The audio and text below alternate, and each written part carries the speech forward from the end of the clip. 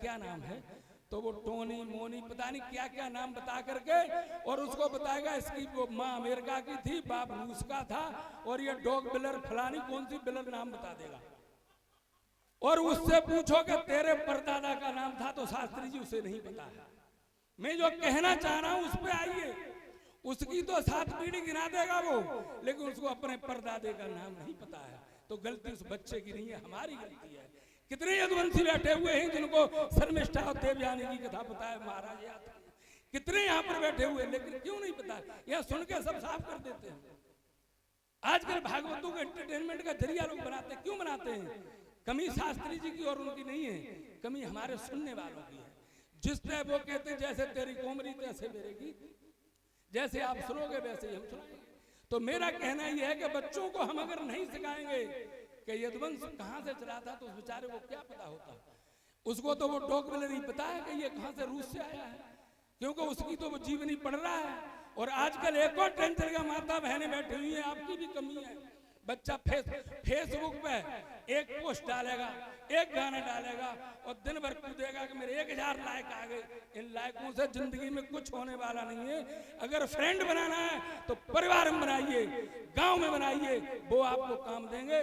Facebook के friend में कोई काम नहीं आएगा। आजकल आप देखिए भागवत का मतलब कि कथाएं क्यों होती हैं, अपने धर्म का प्रचार किया जाए।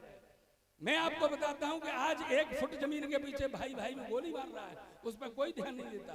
एक दिन मैं ढोलना थाने में गया, एक आदमी को होमगार्ड वाला कॉलर पकड़े खींचे फिर रहा, चल उधर बैठ। और ये मंच है, मैं वो शब्द नहीं कहूंगा जो कह रहा था। तो मैंने उससे पूछा बासुर कौन सा गाँव है, टीकरी।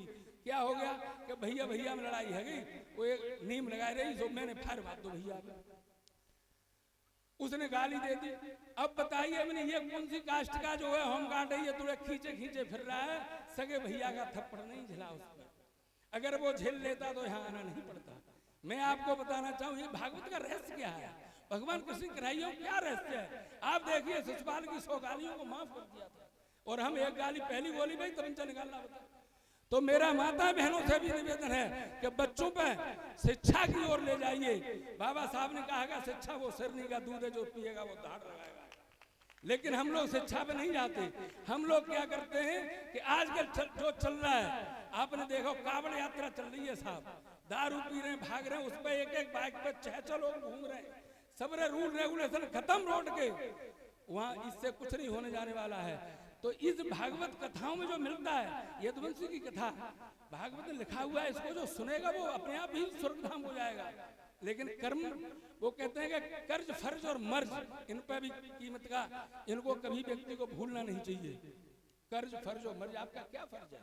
शास्त्री जी आए हैं, इनका जो क्षेत्र है, कभी उस क्षेत्र में जाकर के देखिए आप। वहां पर मैंने खूब घूमा हूं, मेरे बहुत रिश्तेदारी उस क्षेत्र में। वहां पर 13वीं नाम की चीज नहीं है, और हमारे यहाँ 13वीं नागर साहब का छोड़ गए, का ले गए, चले गए। उनसे पूछिए, शास्त्री जी से ज्ञान लीजिए। उस क्षेत्र में 13वीं नहीं होती आजकल।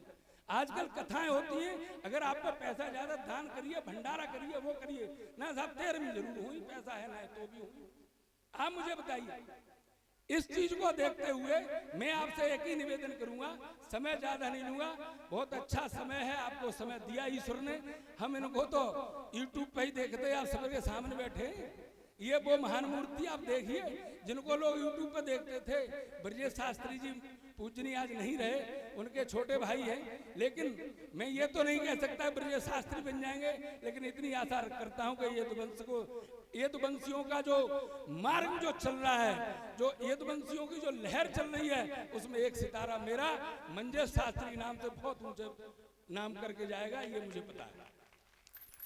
तो इसी के साथ मैं एक बार फिर सभी माता बहनों को, सभी बुजुर्गों को चरण छूता हूँ, और शास्त्री जी आपकी मंडली को, क्योंकि आप तो, आपकी तारीफ करूँ बहुत कम है, ये तो मैं खुद जानता हूँ।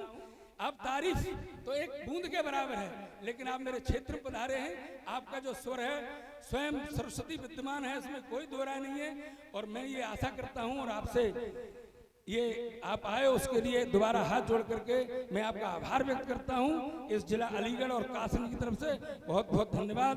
बोल वृंदावन बिहारी लाल की जय। और ये कन्याएं हैं, उनके लिए भी कुछ फौजी भाई साहब और हमारी टीम लेके आई है, तो जो कन्या हैं वो आ जाएं और वो भी अपना जो भी है वो भी कर दीजिए सभी कन्याओं को। शास्त्री जी बहुत बहुत धन्यवाद आप सबका, आपका बहुत आभार। जोरदार तालियां हो जाए।